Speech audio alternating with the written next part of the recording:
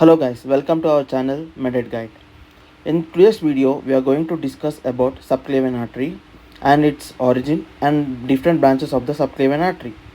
If you like this topic, please do like, share and subscribe to our channel, and let's get started.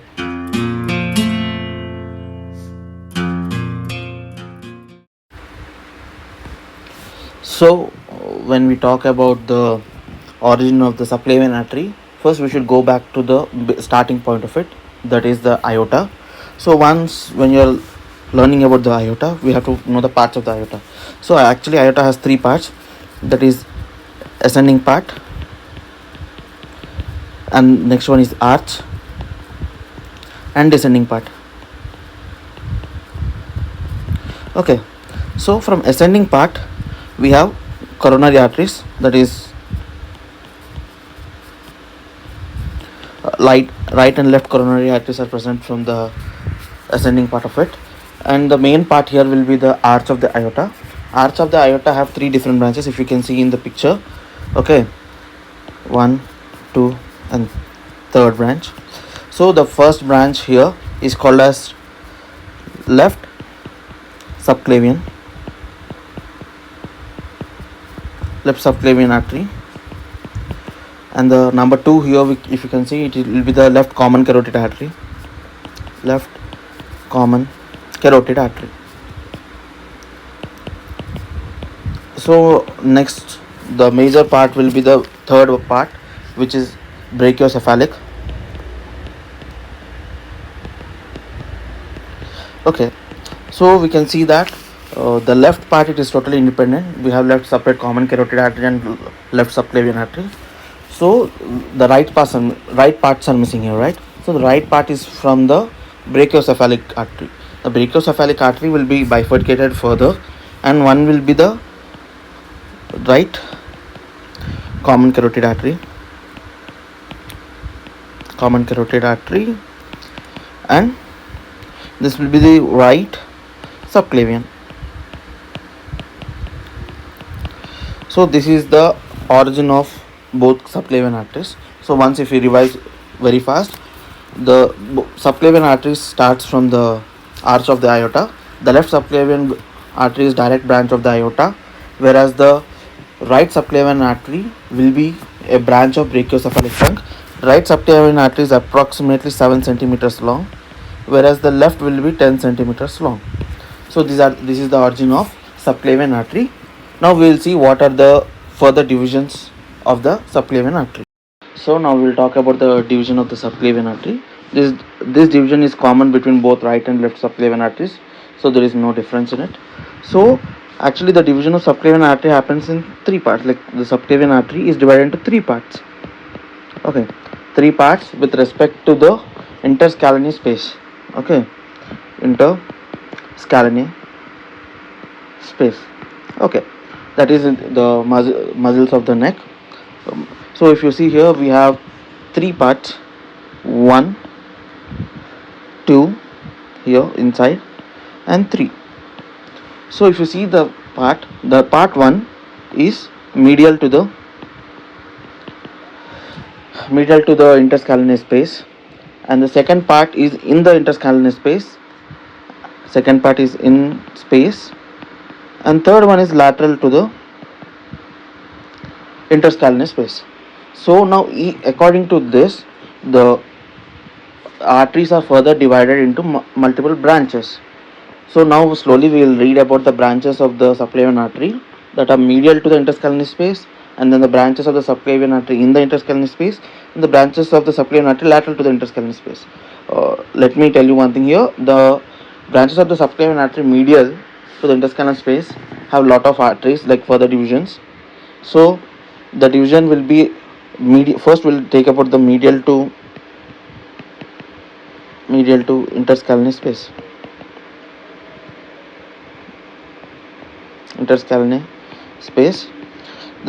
So first, if we are going about the interscalene space, it is divided into three parts again, three divisions. Number 1 will be the vertebral artery. Number 2 will be the internal thoracic artery.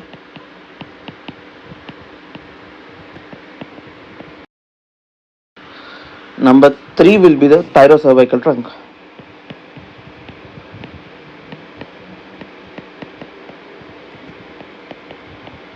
Okay, so first we'll start with the vertebral artery. Vertebral artery is the branch of the first branch, to be precise. It is the first branch of the artery that is medial to the interscalene muscles. So the vertebral artery here, it is with respect, the vertebra, name vertebra, it comes with respect to the cervical vertebra. Okay, this artery starts from the superior surface, of the subclavian artery, subclavian artery, and later this will enter into the transverse foramina up from C6. From C6, if you see here, it enters the transverse foramina of the cervical vertebrae and it goes up. So here, with respect to the vertebra, the vertebral artery is divided into 4 parts. So the first part will be the prevertebral part.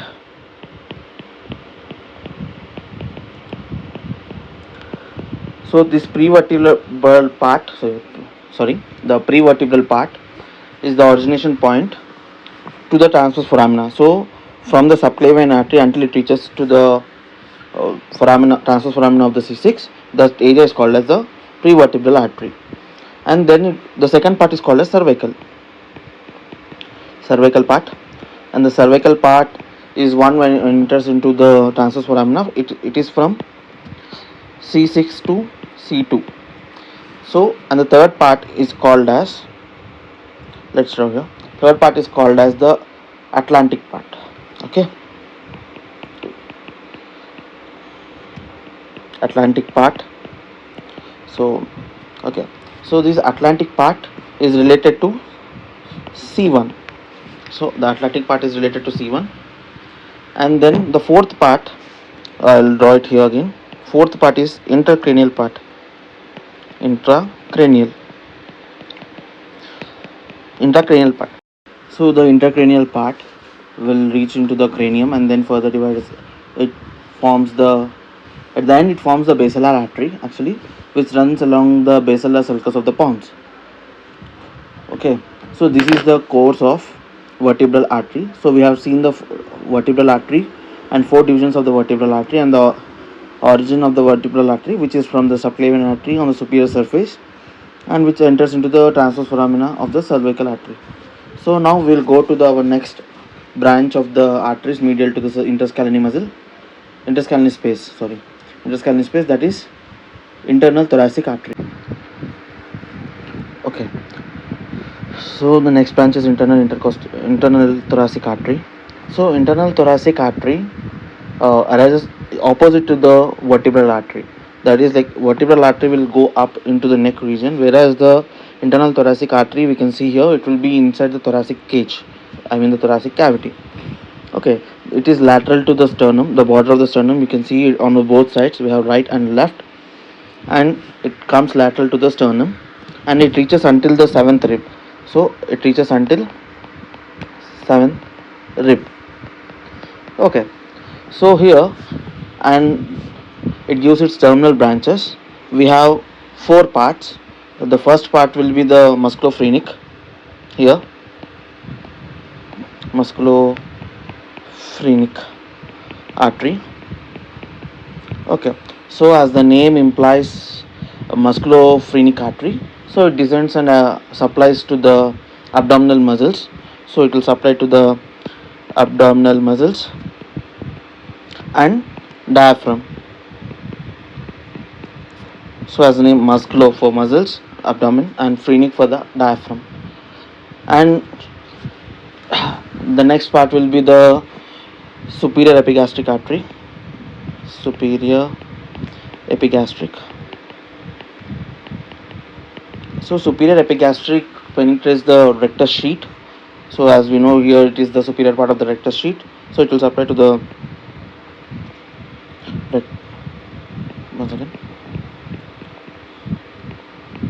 rectus sheath, and it will also supply later, after it reaches the umbilical area, it will anastomose, that means join with the inferior epigastric artery as well. Okay, and it will also supply to the surrounding regions near to it. Then we have anterior intercostal artery. Anterior intercostal artery. So the anterior intercostal artery, as the name implies, it will be supplying to the intercostal spaces, and later in this region it will anastomose with the posterior intercostal artery, which are also given by the thoracic aorta.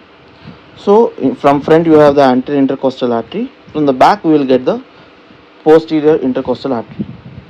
So here we finished with the three parts.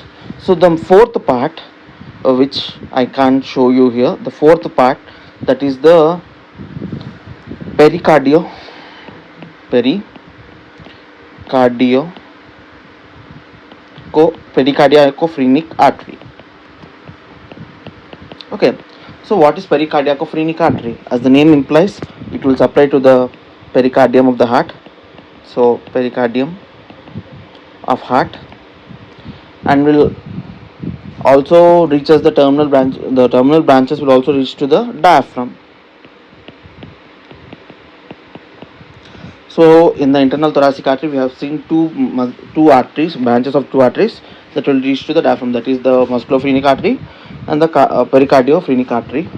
And here we can see it is supplying to the major parts here, and as well as the pericardiophrenic artery will also give some of the blood supply to the pleura in the pleura region of the mediastinum. Okay, so this is about the internal thoracic artery. And next we'll go before going to the next part, I want to say that it also supplies to some of the other parts. So it also supplies to the thymus in the mediastinal region, and then thoracic muscles like pectoralis major, pectoralis minor, and it will also supply to the mammary glands, and it also supplies to the bronchi, and it also supplies to the sternum. So also to sternum. So to summarize everything, we can say that internal thoracic artery will supply to the all the organs inside the thoracic cage, if not all, at least most of it. Okay, so this is about the internal thoracic artery. Next we will talk about the thyrocervical trunk. Okay, now we will talk about the thyrocervical trunk. Thyrocervical trunk will supply to the thyroid gland plus neck region. So here in the neck region comes under like cervical region, as the name implies, thyro for the thyroid gland and cervical for the neck region. Plus it also supplies to the scapula. Now this trunk or this branch of artery is divided into four parts, like four branches to be precise. So now we'll talk about each and every branch. First, we will talk about the inferior thyroidal artery. Okay, inferior thyroid artery, which will be the largest branch. So here it is the largest branch of the thyrocervical trunk, and here it supplies to thyroid gland. Of course, supply, we will write about the supply. It will supply to the thyroid gland as well as larynx, plus it will also supply to the pharynx and esophagus.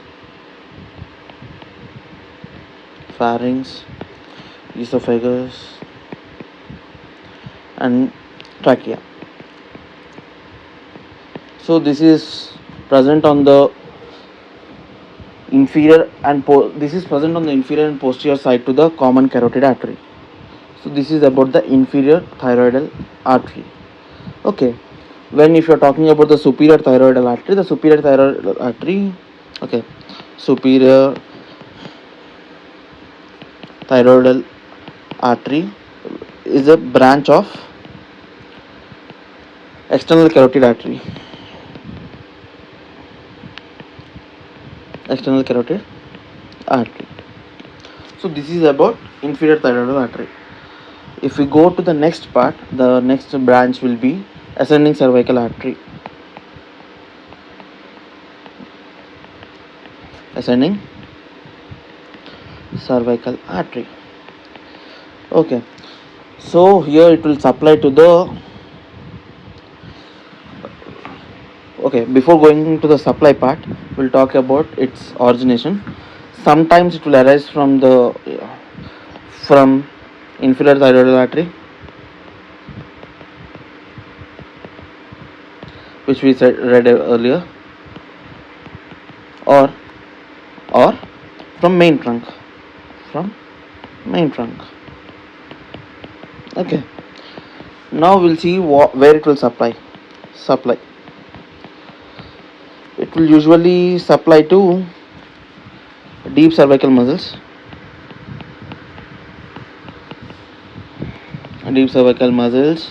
and spinal cord.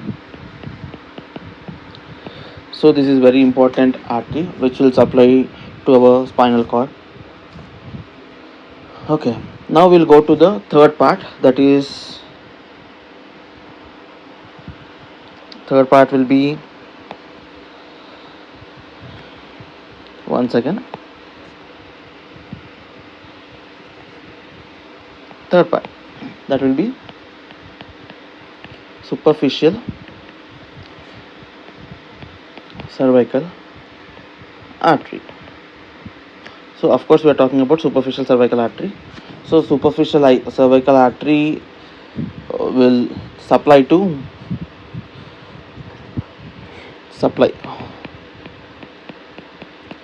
that will be to muscles of back,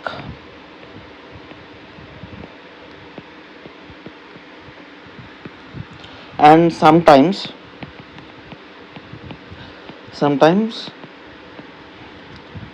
this artery is absent.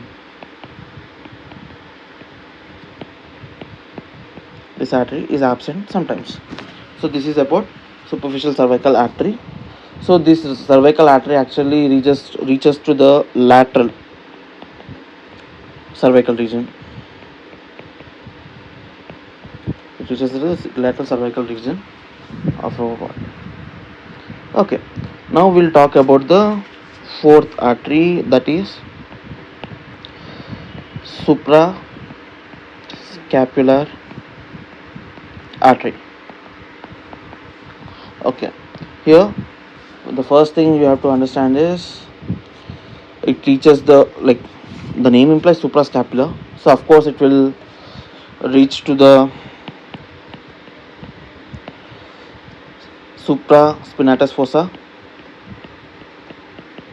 supraspinatus and infraspinatus fossa. Okay, and it will supply to scapular muscles.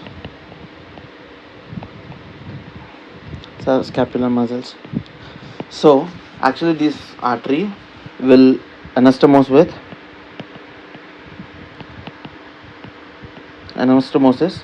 with circumflex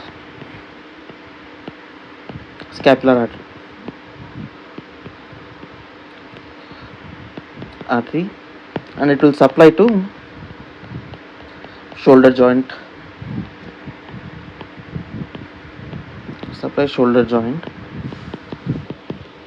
Okay,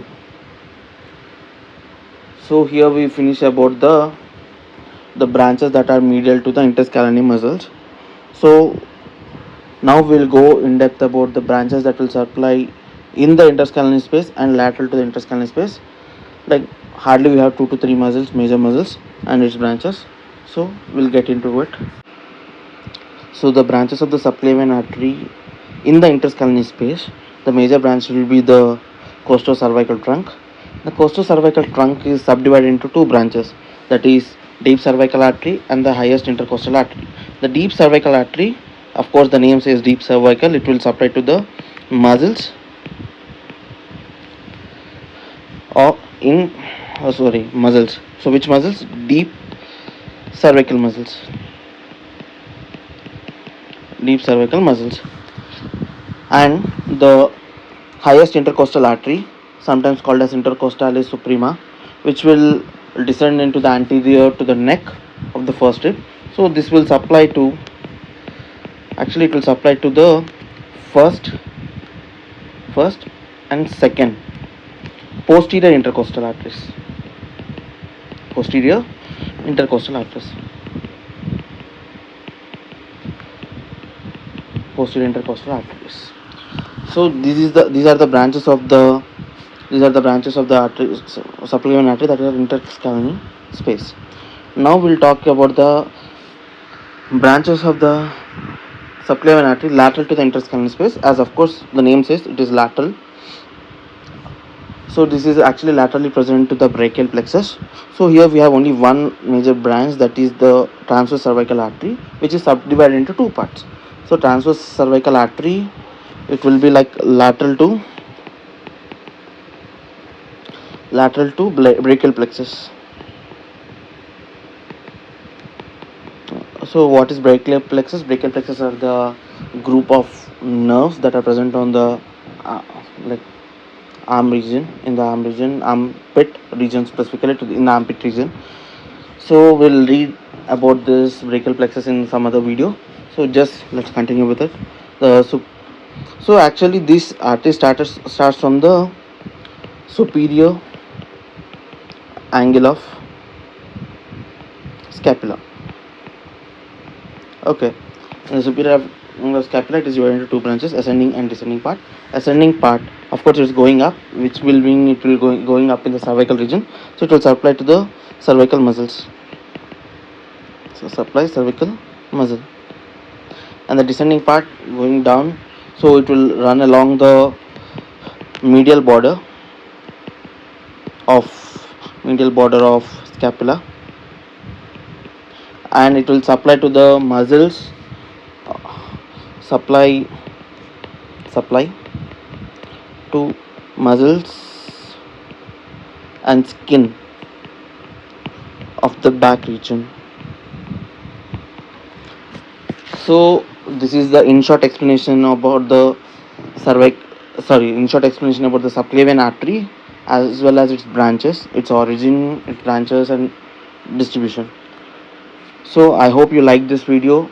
For more videos like this, please do like, share and subscribe to our channel, and next time we'll catch up with some other interesting videos.